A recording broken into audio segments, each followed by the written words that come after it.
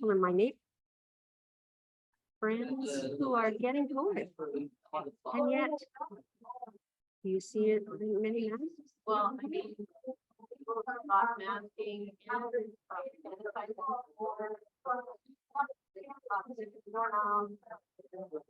I do know. And I am still doing the hand washing. And I got. I cannot regret that. For the one there was a light. Yeah, I got. Of what a price. I don't mind it.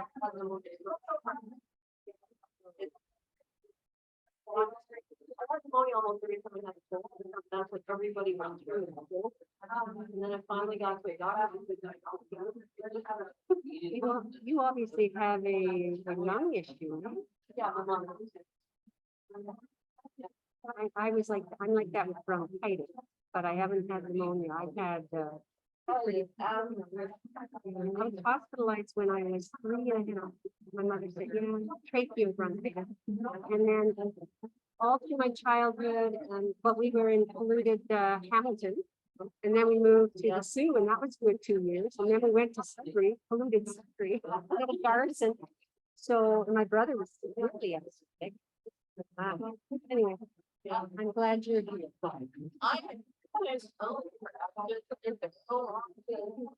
You got hypothyroidism, right? Don't have to manage how to do it. No,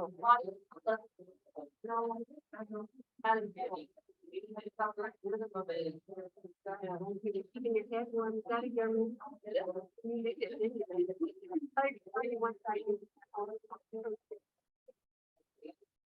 You know what the fun part is?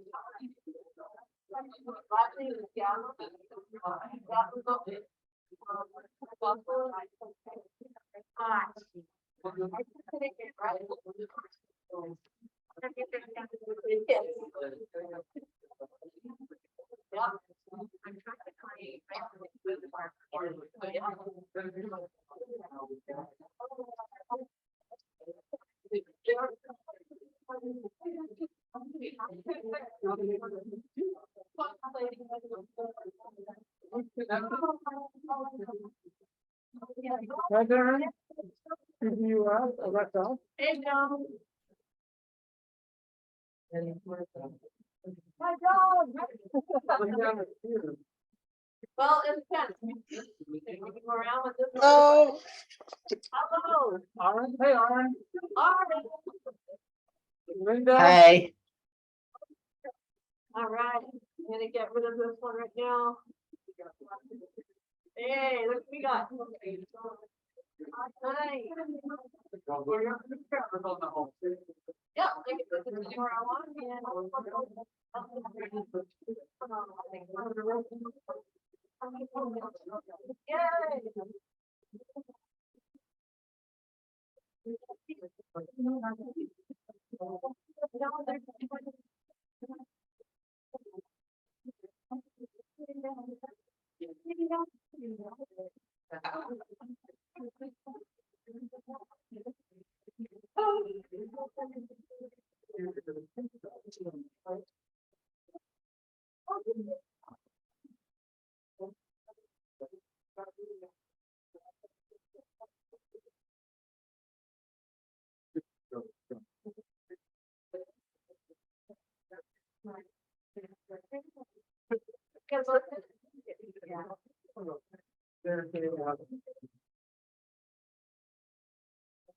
Let's go if you want.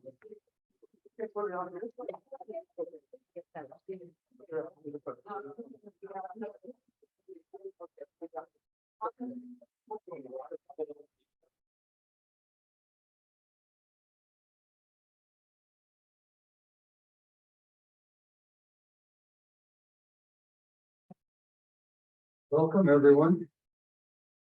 Welcome to the Unitarian Fellowship of Comox Valley. Welcome wherever you are, wherever you come from, wherever you love, whatever you do. Welcome. As we respectfully acknowledge that we live on the territory of the folks who have been here long before this Unitarian Fellowship was begun, long before there were any settlers that came from Europe and other places. This land was lived on and cared for by the people who now are call themselves the Comox First Nation. And we are honored to be living and worshiping on their land. Tonight's service is a 2-year delay because of the COVID. We would have been doing this event about 2 years ago, when this fellowship reached 60 years of its life in the valley. It's about 60 years ago that a couple of Spencer family decided that they wanted to have a Unitarian presence in the valley, and so they put the word out, and here's the result. So there's a good deal of history that's gone down, and we're going to be hearing a little bit about that today. And also, we're going to be thinking about how we are together at the present. And we're going to be welcoming our minister, Martin Morton, who's on the Zoom, to come in and offer us some thoughts about where we might be going together. We've had the great pleasure of welcoming back Casimir O'Keefe. Casimir is a musician and a counselor in the valley. He was our music director here at the CVU some years ago. And we're delighted that she was willing to come back and lead us in a couple of songs. And this is the first one. And the words are in the insert in your folder. It's called Now Let Us Sing. So,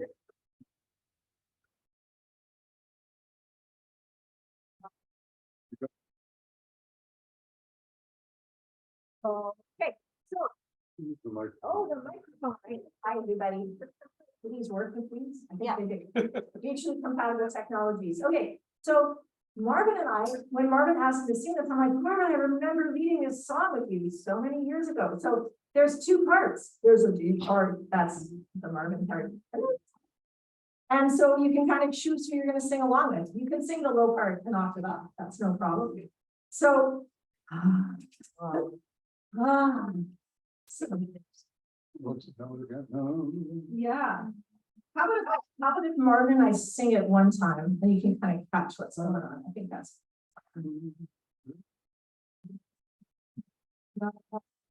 Well, let us sing. Sing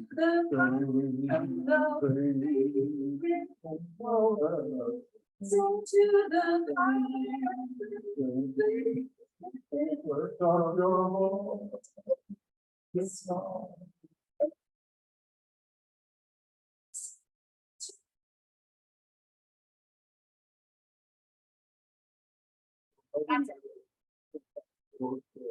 Singing the first part, the low part.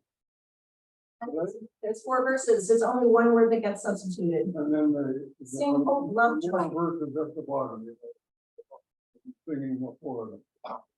Okay, here we go. Now let us sing. Sing to the Now let us sing to the sing.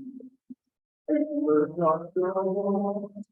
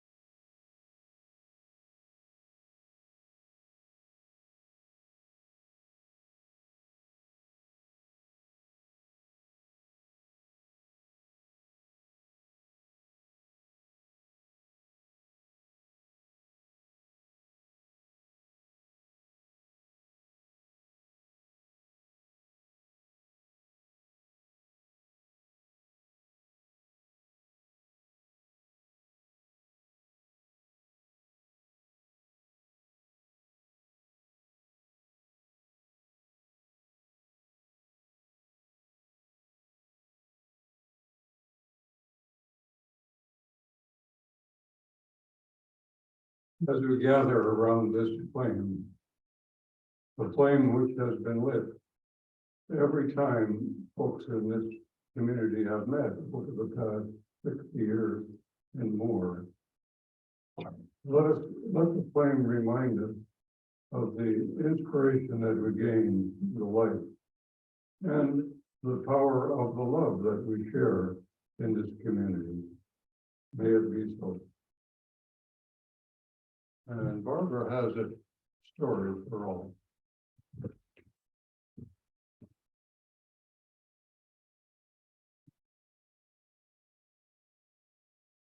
I have the good fortune of living upstairs in the library in Cumberland. I went looking for children's stories and found out today, is the 20th of November, is International Children's Day. Yeah.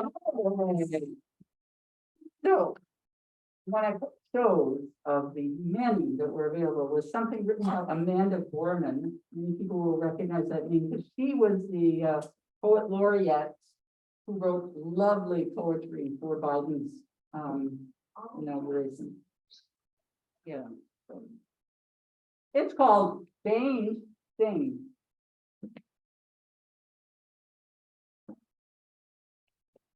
With lovely yellow pages. You want me to hold the book for you? Sure.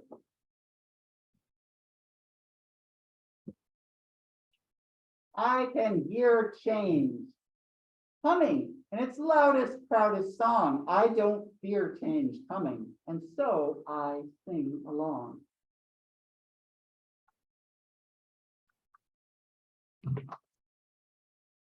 I scream with the skies of red and blue streamers. I dream with the cries of tried and true dreamers. Who's that guy? Anybody know who that is? Yeah. You're in the.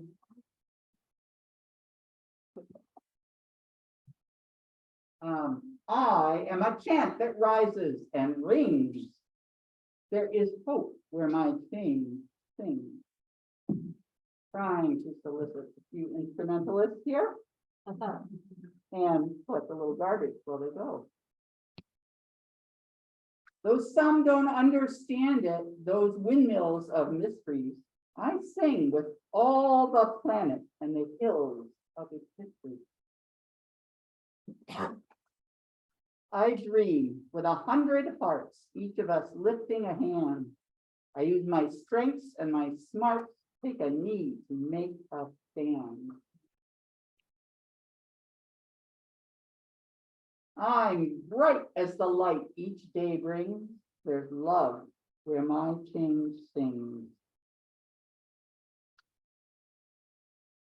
I show others tolerance, though it might take some courage. If you doesn't like the way the dog sings. I don't make a taller fence, but fight to build a better bridge. I talk not only of distances from where and how we came, I also walk our differences to show we are the same. I'm a movement that roars and springs. There's a wave where my change sings. Change sings where? There, inside me, because I'm the change I want to see. As I grow, it grows like seeds.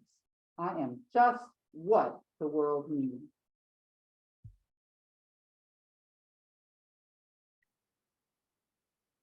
I'm the voice where freedom rings. You're the love your bright heart brings. We are the waves starting to spring, for we are the change we sing. We are what the world is becoming, and we know it won't be long. We all hear change strumming. Won't you sing along?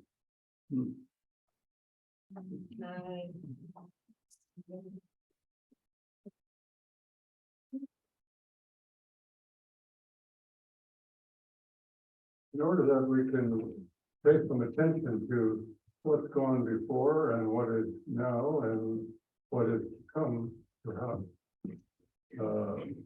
We were looking for someone who would be able to be a good person to take us back with a few stories from the past.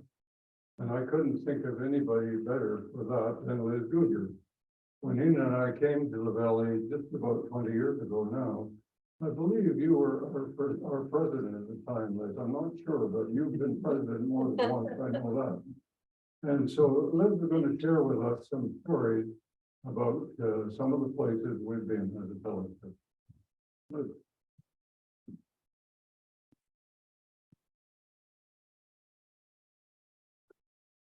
Thanks, Marvin. Can you guys hear me okay with my mask on? Okay. So I'm here to share a few stories, but really it's personal, some reflections over the last 20 plus years. When Marvin asked me to say a few words about my own experience with the fellowship, I thought I could fill a minute or two. But as I started thinking, I realized that the fellowship has played a really big part in my family's life. We became members of the fellowship in the year 2000. My first Unitarian service, though, was in 1999. I was looking for a spiritual community for myself, but also for my young children. What I found in a gym at the Courtney Rec Center, with the smell of basketball, I think, before us, was the blessing of the animals service. So not only was there the smell of gym socks, there was also the sounds of cats and dogs and other various things in small cages that were there to be blessed. The greeters and the others that I spoke to apologized for the unusual service to be my first, but I was heartened to see all these creatures. Folks were friendly, and I was encouraged to come back again. The next time I was joined by Greg, my husband, and my kids, and we soon decided to become members. Joy Johnston had a great impact on our lives by recommending as often and as loudly as she could. And for those who knew Joy, this was a passion for her, to get involved with the wider Unitarian movement, with Unitarians beyond the Comox Valley. Her prompting led us to attend many weekend Vancouver Island summer camps that we held at Shawnigan Lake. There's actually pictures in back on, in some of the photo albums from summer camp. We also started going to the BC fall gatherings. We went to one in Vancouver, North Vancouver, Kelowna, Victoria, and our fellowship also helped with Nanaimo to put one on too. And we also went to the CUC national conferences. We went to one in Vancouver and even in Calgary. It felt really good to connect to Unitarians from far and wide across the country. Our first fall gathering that we went to was in North Van, and our whole family were billeted. We were young family, still trying to pay a lot of mortgage, and we were looking for billeting, and we ended up getting billeted by Guy and Diane Wasick, who are now part of this fellowship. They had a beautiful house in North Van, and we felt a really strong connection with them from the start. And while we were there, they shared their deep love of Elliott Institute camps, which led us to many summers, first at Naramata in BC, and then at CBEC in Washington State. We continue to attend summer camps there as well as winter Elliott, even to this day. We're hoping to go back this December in person. Our children have really been supported by the fellowship during children's programming, and even more so when they became youth, going to and eventually organizing youth cons in BC and Washington State. In closing, I want to read to you a part of my master's paper entitled Creating Community, Compassionate Communication. I wrote this 10 years ago, but it still holds true for me. It was June of 2012, nearing the end of a pretty intense 12 months. I was working on my master's of educational practice through Simon Fraser University, and we were meeting as a cohort, usually 2 weekends a month down in Duncan. I was working full time, and I found I had no time for the fellowship and little time for much of anything else. So this is actually in my inquiry. I've struggled to get writing about my inquiry in the last weeks. At loose ends, I agreed to attend a Sunday service, even though I have so much to do. My plate runneth over. I see the topic is a mission worthy of our lives. Our speaker quotes Thomas Berry. Our life has been given to us, not earned. How we live is about how we respond to this gift. Our fellowship has recently developed a new mission statement, which I found reverberated through me, paralleling my own changes and thinking throughout this inquiry process. Their mission statement is caring for one another, our community, our environment, and those in need or suffering injustice. We work to transform ourselves and our world through compassionate action. This cut to the quick. What I've been experiencing this long year is a transformation of myself through compassionate action. It's amazing that I connected so easily to this service at a time when I believed I had better be doing work. How interesting that the block I had in writing was cleared up by giving myself the gift of community, giving myself time to contemplate, make personal connections, and reflect on the spiritual reality of life. This is at the heart of my work this year. It's at the heart of my teaching. I've become more tuned to that fact now that I am making these big connections. Once again, my faith community have deep understandings to share with me. And it all started at a blessing of the animals in a gym. Thank you.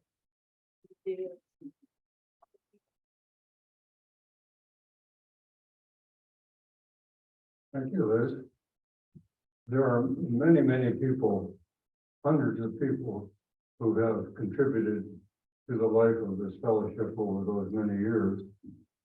And some of them are still with us, and some of them have passed on. And we put our heads together, a few of us, and tried to remember particularly those who have contributed of themselves to this fellowship, who have passed over.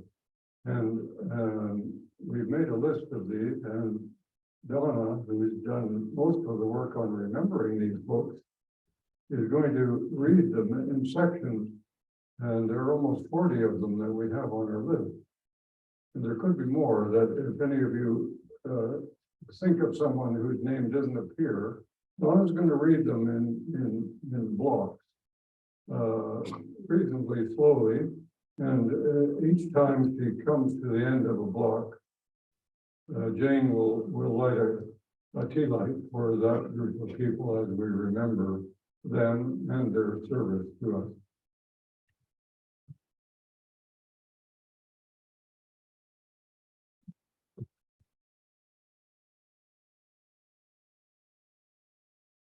I've actually got 40 now.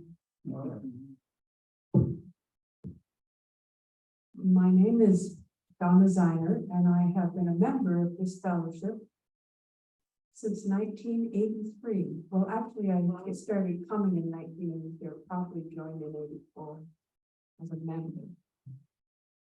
I'm going to be reading the names of people who were part of CVUF for varying periods of time between 1960 and the present day, and who are no longer alive. I noticed in the order of service it referred to them as saints, and I could just hear some of them guffawing loudly when referred to as saints. Like ourselves, they attended gatherings, maybe served on committees or on the board. They provided music for us and delivered our children's programs. They each contributed to the life of the fellowship according to their unique personalities and gifts. Most led rich and interesting lives. For a few examples, there was Jack Kent, who marched with Dr. Martin Luther King in Selma, Alabama. Some of Jack's insightful writings are on display on the back table. There were the Vellemans, who made their living as dramatic puppeteers for adult audiences. Dora Velleman created three beautiful quilted hangings for the fellowship to display during our gatherings. You can see some of them here today, attached to the table. Norma Lockwood designed our CVUF logo with the glacier and the flame on it that we use to this very day. Our very first batch of hardcover songbooks were paid for by the estate of Betty McQuinn. I could go on, but now it is time to honor our CVUF ancestors with the lighting of candles, which is our tradition. I will be reading the names in no particular order. For every 4 names I read, Jane will light a candle of remembrance and of gratitude for all their contributions. And I do have 41.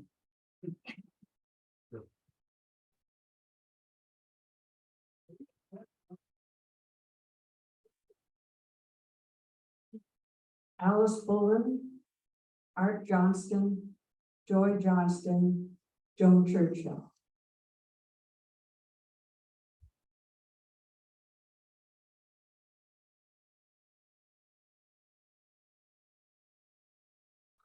Jack Kent, Nora Johnston, Andrew Johnston, Eloise Broom.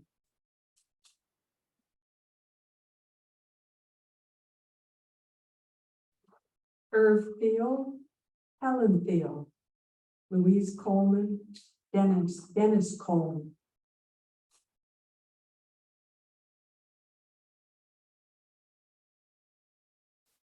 Dora Velleman, Leo Velleman, Norma Lockwood, Harold Lockwood.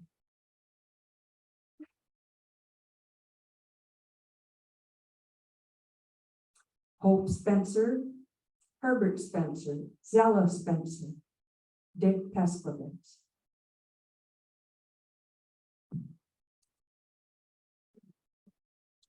Fran Johnson, Phyllis Money, Sheila Van Noos, Nancy Reynolds,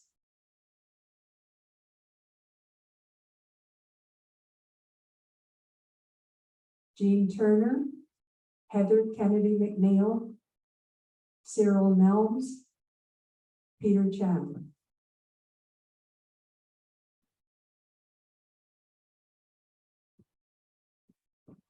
Colin Mallard, Dandelion, Cliff Regier, Jean Weber.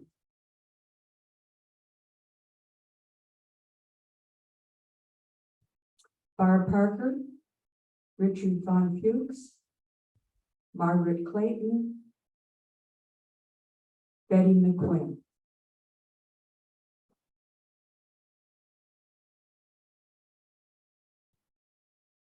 Alec Hyde, Beryl Mottershead, Sunny Lee, and any others that we may have overlooked.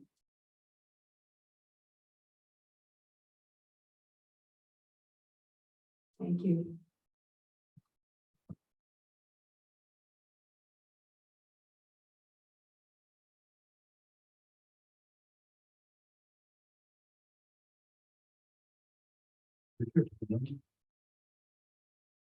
It was very moving for me and perhaps for some of you as well, as we hear these names. To remember some of the things that they did among us.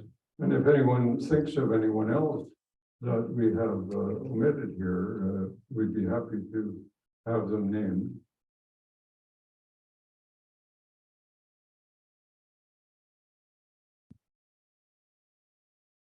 Okay, we're going to call Casimir back for the second song. It's a song by Carolyn McDade, and it's on the other side of your insert. Come sing a song with me. I think it's quite familiar to many of us. And if it isn't, you can follow along in the words.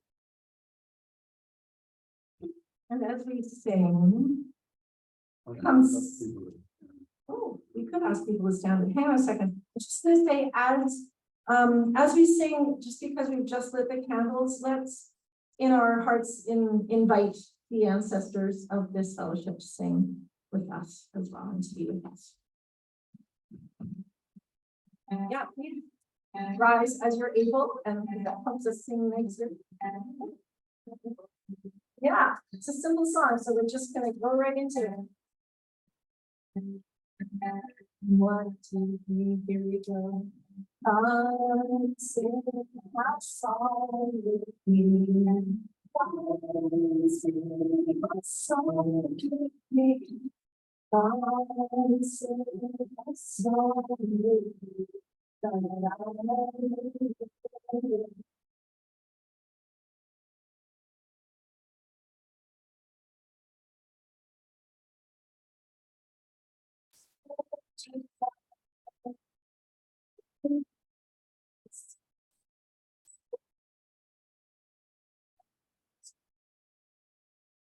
I'll bring this. You guys know this better than me.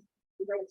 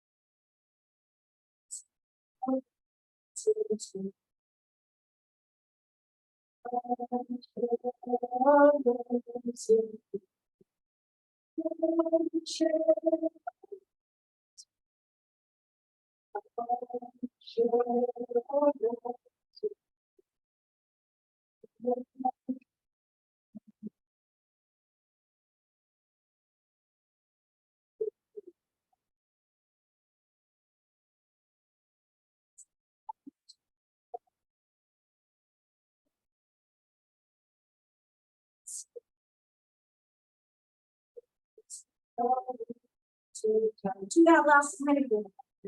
That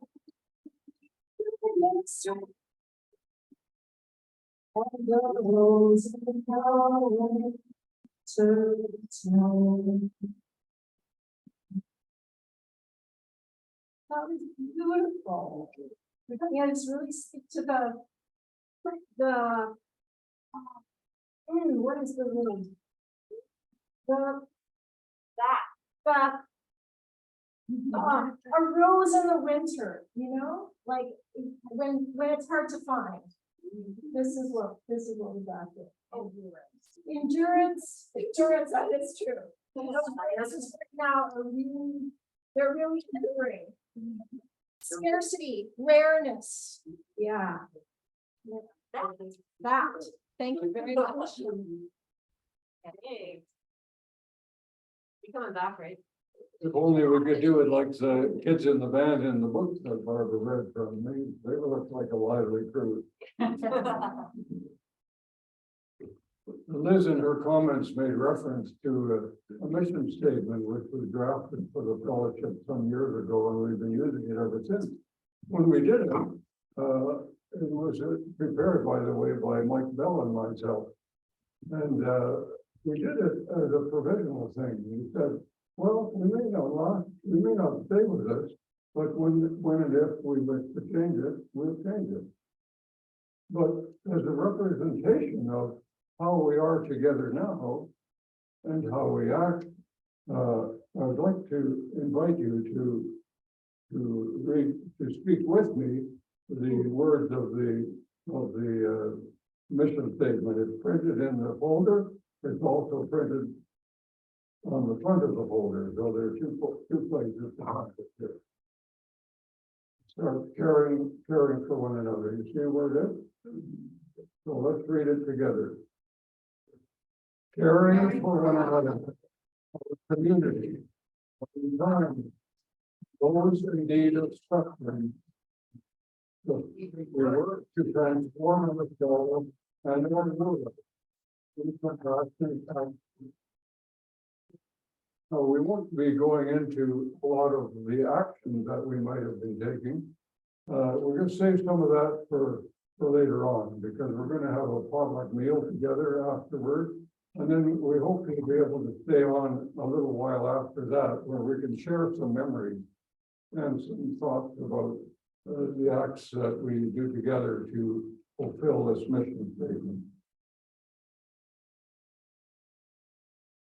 And then I have prepared a statement that's on the back of the folder. It's called The Ground on Which We Meet. And I'm going to invite Renan to come up, and he will read the first part of each statement, and then we will respond with the part in the second line.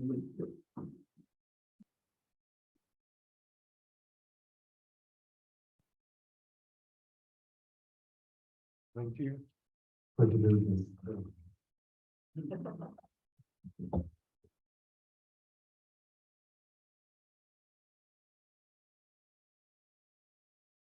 So I hope you're looking at the back side of the order of service. We don't usually have an order of service, but it's that papery thing, right? So I will recite the first, and I expect that you will be able to recite the shorter line back to me. So let's give it a go. We are a faith with roots from 2,000 years or more. We are the interdependent web of being is central to our worldview. we Primary focus for action is the well-being of the world. are We wish to reduce suffering in the natural and human world.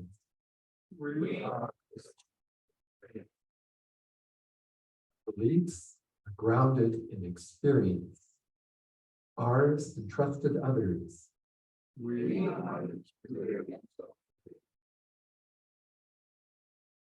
recognize the authenticity and integrity of one another.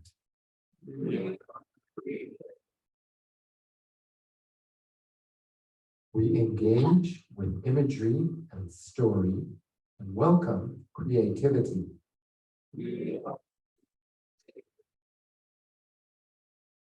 Our individual journeys are grounded in a caring community.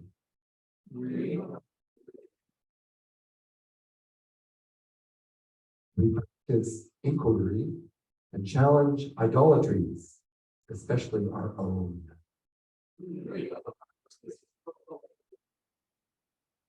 We would create space for the realization of the best possible.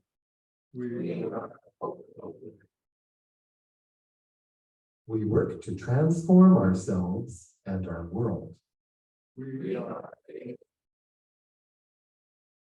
So be it. Amen.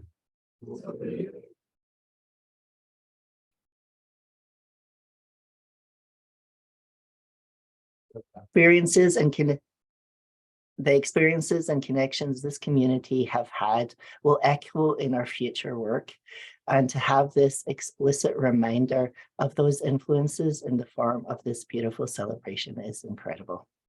It's almost as if we planned it that way. Our future will be more affected if it's grounded in our past, if we hold, remember, and celebrate the things that we've done well, the joys that we have experienced, the ripples of connection that have spread through and from this community, when we recognize them and we can build on them. And when we hold, remember, and learn from the things that didn't go so well, where we've missed the mark in one way or another. Then we can respond and repair.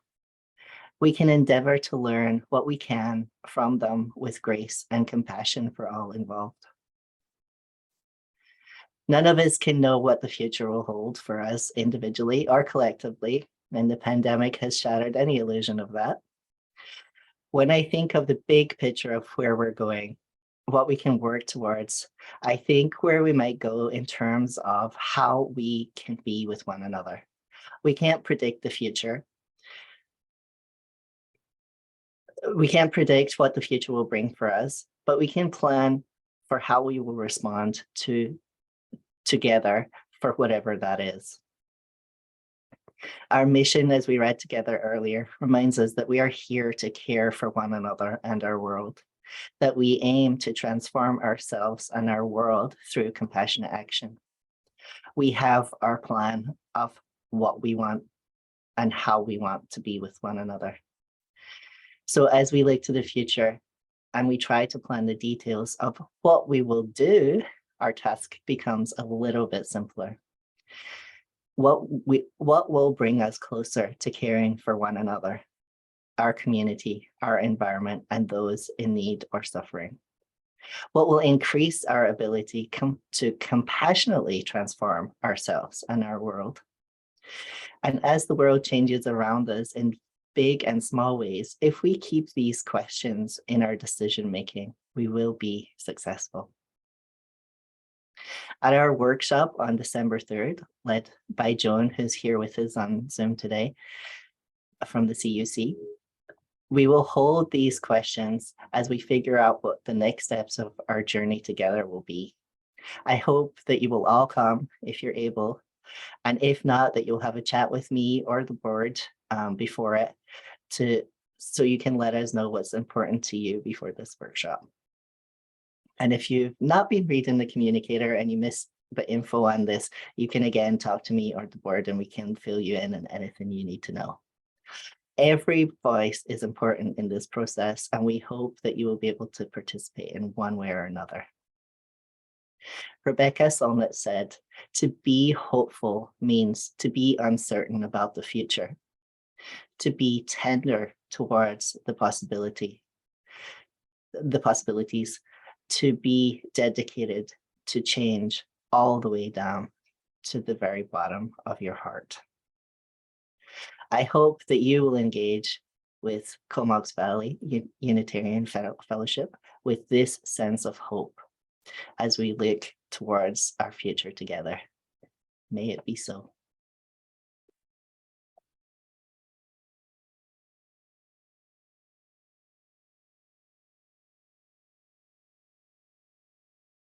Thank you, Aaron. Now it's time to share our resources. The offerings that are designated, and by designated, I mean some of us do this with an automatic checkup at the bank. If you wish to have an offering noted so that you receive a tax receipt, it should go in an envelope. Any undesignated offerings at this present time are going to the caravan, which provides health and other services to homeless and underhomed people of the valley.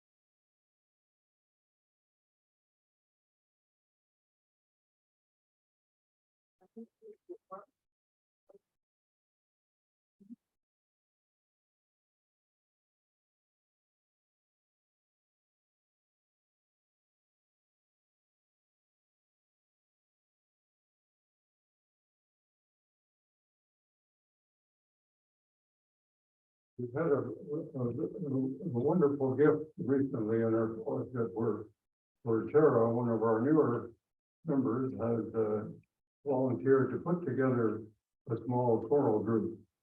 And this group is going to sing for us now.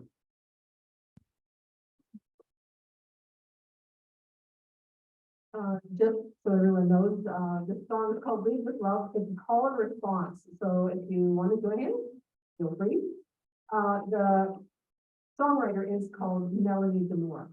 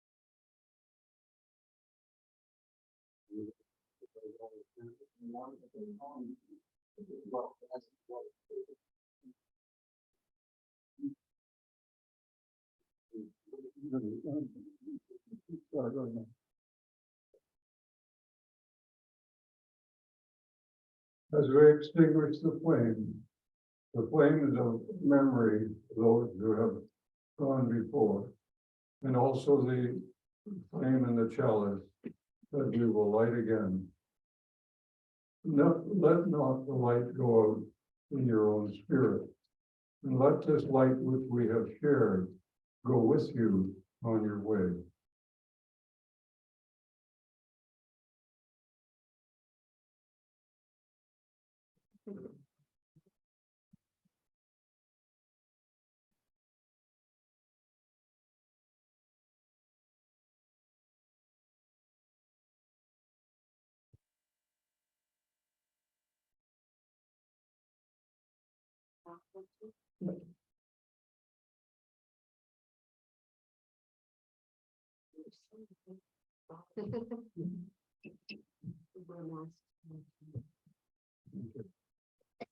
Before we sing our final Carry the Flame, I want to say that we're going to be immediately after we're finished here, we'll be clearing the chairs to the side and setting up tables for a potluck meal that we'll have together.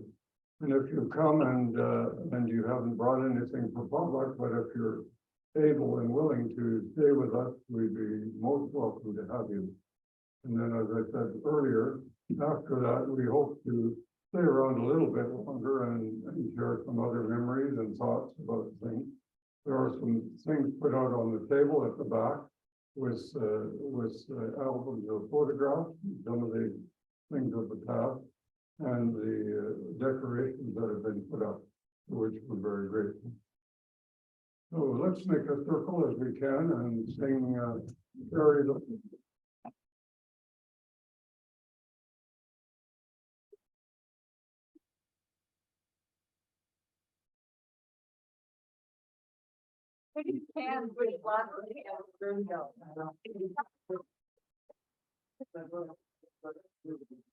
We just do our own word of it.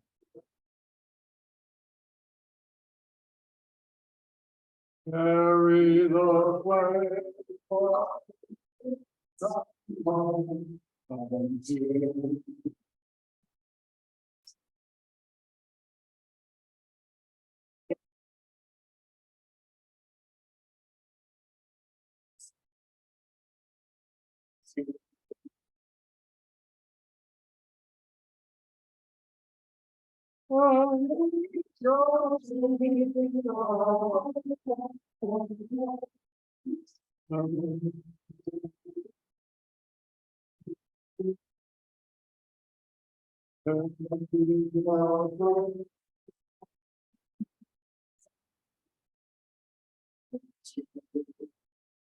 Thank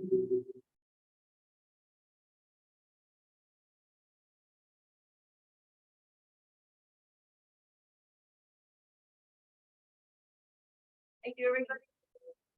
Please stay for potluck.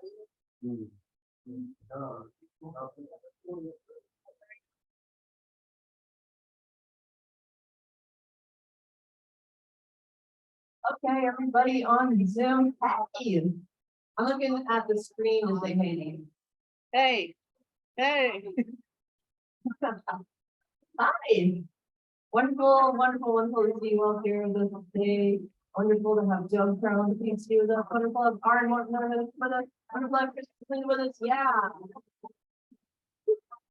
Feel free to unmute your mics and say hi.